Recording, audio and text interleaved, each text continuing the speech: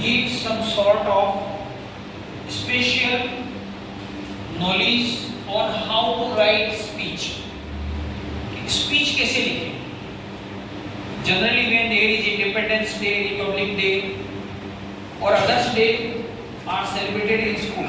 जब स्कूल में अलग-अलग दिन मनाए जाते हैं और कई बार today we are going to give you some sort of examples and knowledge of how to write better speech. हम क्या करेंगे आज कि मैं आपको स्पीच, रिपोर्ट और आर्टिकल तीनों को लिखने की जो बेसिक जानकारियां हैं उनको शेयर करूंगा। आप क्या कर सकते हैं? you can write all three things, only you keep in mind some sort of special examples. ये स्पेशल टेक्निक मालूम है तो आप तीनों लिख सकते हो। अब पहले मैं आपको स्पीच पर चर्चा करना चाहूँगा। एक 15 अगस्त 26 जनवरी में जब बोले जाते हैं भाषण, बच्चों खड़े हो जाओ भाई, फिर स्पीच बोलो बच्चे में और वो बच्चा घायल हो जाता है, क्या बोलो? तो कुछ स्पेशल कुछ शब्द हैं, कुछ वाक्य हैं जिनको याद रखना है और उसमें लिखा है respected chief guest sir. Respected chief guest sir. मुख्य अतिथि को इंग्लिश में क्या कहते हैं? Chief guest. सबसे पहले मुख्य अतिथि होते हैं respected chief guest sir. Respected chief guest sir, सम्मानित मुख्य अतिथि सर। प्रेसिडेंट सर, प्रेसिडेंट यानी अध्यक्ष। अध्यक्ष को क्या कहते हैं? प्रेसिडेंट। राष्ट्रपति जी को भी प्रेसिडेंट ही बोलते हैं, लेकिन किसी कार्यक्रम में जो अध्यक्ष होते हैं तो इंग्लिश में क्या बोलते हैं? प्रेसिडेंट। क्या बोलते हैं? President sir.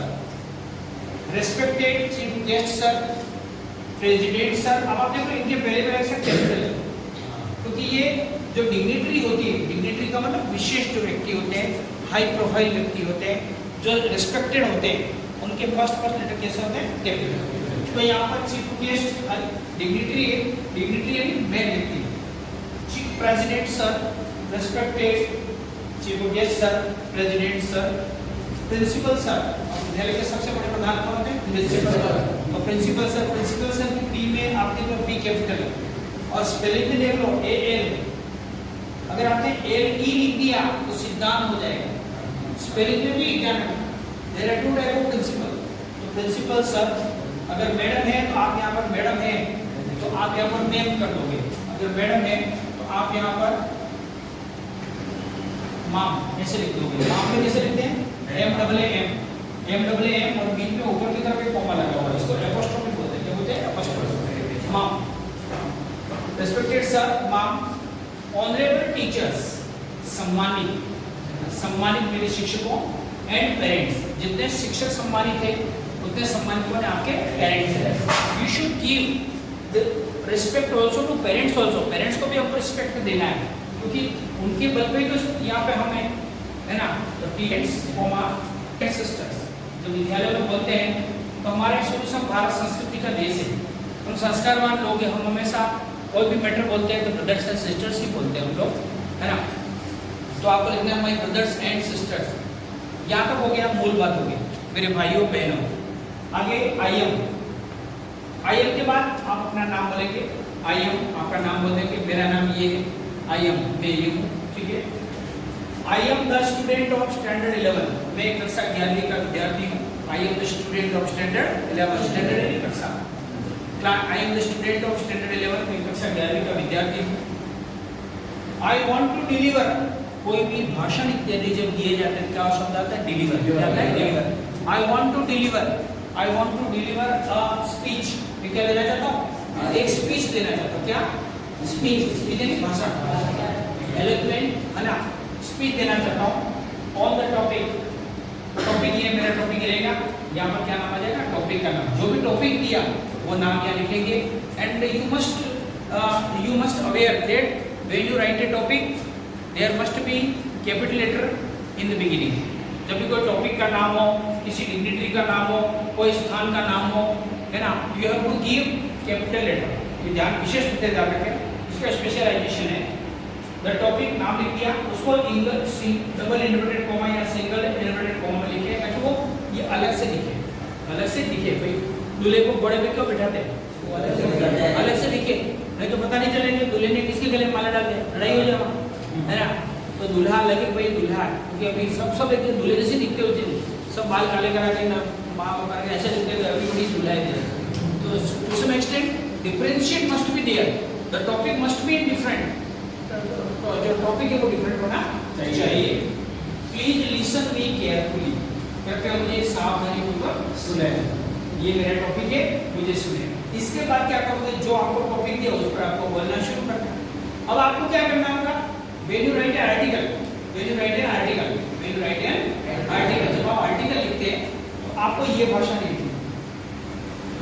अगर एग्जामिनेशन में if you are asked to write an article on the particular topic, आपको टॉपिक पर बोले कि इस पर आर्टिकल देना है, तो जब आर्टिकल दिया जाए तब आपको ये उदय लिखना है। ये कब लिखना है आपको, जब स्पीच लिखना है। आर्टिकल में डायरेक्ट नहीं आएगा, आर्टिकल राइटिंग लिखोगे, आर्टिकल और सीधा लिखना शुरू कर देना, तब आपको ये हेल्प नहीं मिलेगी। तो आपके एग्जाम में स्पीच आ जाए तो फायदा हो जाएगा। अगर आपके एग्जाम में स्पीच पूछ लिया जाए तो फायदा हो जाएगा, क्योंकि ये बना बना हलवा है कि ये तो लिखना ही है, अंदर फिटिंग करनी बस, बाकी मकाम आ जाएगा।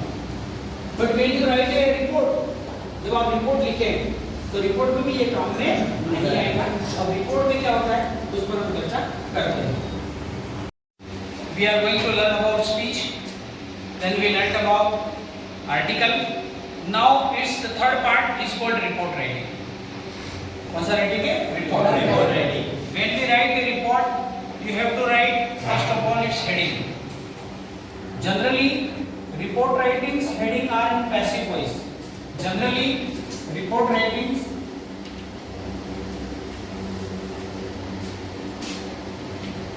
Headings is report in passive voice. कौन से वॉइस पे? पैसिव। जैसे कोई एक्सीडेंट हुआ, 3 इंजर्ड, 3 किल्ड, कोई मरता नहीं मारा गया, कोई घायल होता नहीं घायल किया जाता है, तो पैसिव वॉइस का ज्यादा इस्तेमाल करते हैं। तो you have to write report writing there, then you write heading. Heading के नीचे आपको लिखना है रिपोर्ट बाय। रिपोर्ट कौन कर रहा है? तो report by the student, report by the correspondent of news 91, जो भी कर रहा है उनका नाम आ जाएगा यहाँ पर, ठीक है। In report writing some of major things are very important. First thing DTP, क्या? D and P। When you write a report, when you write a report or speech or article or notice etc., 3 things are very essential। D का मतलब होता है day and date, और day की शुरुआत on से करेंगे और डेट की शुरुआत भी किससे करेंगे? ऑन से। सेकंड होता है टी यानी टाइम। टाइम की शुरुआत 8 से करते हैं, किससे करते हैं? 8 से करेंगे। और थर्ड है क्या क्या तीन रिपोर्ट के लिए 3 मेजर थिंग्स कौन सी है? D and P. D means date and date. Day start with on, date start with on. T means time, time start with date. P means place, place started with 8 और E।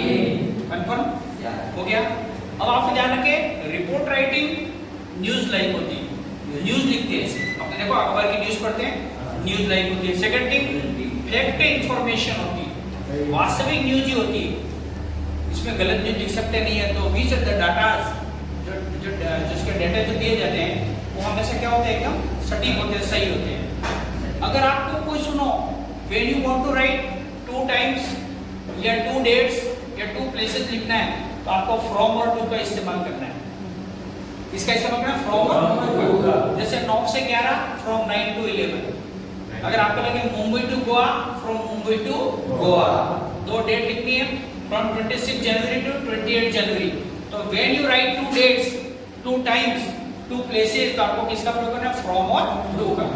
अब report लिखते हैं, ये देख लो इस तरह से। सबसे पहले अब देखो रिपोर्ट राइटिंग के लिए इंपॉर्टेंट जगह ये है, object plus was verb plus verb की थर्ड फॉर्म का इस्तेमाल करते हैं। जैसे एनुअल फंक्शन मनाया गया या 26 जनवरी का कार्यक्रम किया गया, झंडारोहण किया गया, बच्चों को मिठाई दी गई, तो वॉज वर्ब के साथ थर्ड फॉर्म आती है। कौन सी आती है? वॉज वर्ब के साथ थर्ड फॉर्म। ऑब्जेक्ट का मतलब कार्य आगे आ जाएगा, ऑब्जेक्ट का मतलब कार्य, वर्ब आगे आ जाएगा, फिर वॉज वर्ब का प्रयोग करना, वर्ब की कौन सी फॉर्म आती है? Third form. या फिर डायरेक्ट सेकंड फॉर्म आती है कि प्रिंसिपल होस्टेड या प्रिंसिपल अनफर्ड द फ्लैग, प्रधानाचार्य महोदय ने ध्वजारोहण किया या ध्वज को ठहराया। अब जैसे अपन एक एग्जांपल देते हैं, ये देखो रिपोर्ट की राइटिंग की शुरुआत किससे करते हैं? प्लेस आ जाएगा, फिर डेट आ जाएगी। अब ये लिखा है देखो, इट वाज सेलिब्रेटेड। सुनो, जब भी डे आएगा, जब भी क्या आएगा डे, तो आपको लिखना है सेलिब्रेटेड। जब भी डे आएगा क्या आएगा? सेलिब्रेटेड। लेकिन कोई अलग आयोजन करना है तो ऑर्गेनाइज रहेगा। दूसरा कोई भी आयोजन कर रहे हो इनके अलावा ऑर्गेनाइज रहेगा। और अगर कोई कैंप इत्यादि लगा रहे हो तो हेल्ड आएगा। कैंप इत्यादि क्या लगेगा? हेल्ड। कोई कैंप लगाना है, एनएसएस कैंप, एनसीसी कैंप भी आएगा। इट वाज सेलिब्रेटेड, मनाया गया द रिपब्लिक डे। कौन सा डे?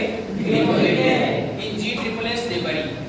देबारी में द ट्राई कलर, तिरंगे को इंग्लिश में क्या कहते हैं? Try colour. The try colour was, अब यहाँ दो शब्द हैं, होइस्टेड और अनफर्ल्ड। होइस्टेड का उपयोग कब करेंगे? जब वो कौन सा दिन हो? 15 अगस्त, इंडिपेंडेंस डे। यदि इंडिपेंडेंस डे हो तो आपको होइस्टेड लिखना है। इसको हिंदी में कहते हैं ध्वजारोहण किया गया है। नीचे से ध्वज ले जाकर ऊपर ले जाकर क्या करेंगे? उसको खोलेंगे। तो पहले का होइस्टेड कहते हैं, क्या कहते हैं उसको? लेकिन पहले से ही ध्वज ऊपर है, बांधा हुआ है, और उसको खींचेंगे, अनफोल्ड हो जाएगा। क्या हो जाएगा? अनफोल्ड। 26 जनवरी हो जाएगा। बाय द प्रिंसिपल्स, ये हो गया। अब आप रिपोर्ट राइटिंग समझ में आ गया। तो today you learn about how to write speech, how to write report and how to write article. ये तीनों टॉपिक आप एक साथ लिख सकते हैं। रिपोर्ट में ऐसा करना है, आर्टिकल में आपको बता दिया, स्पीच में आपको भाषा लिखनी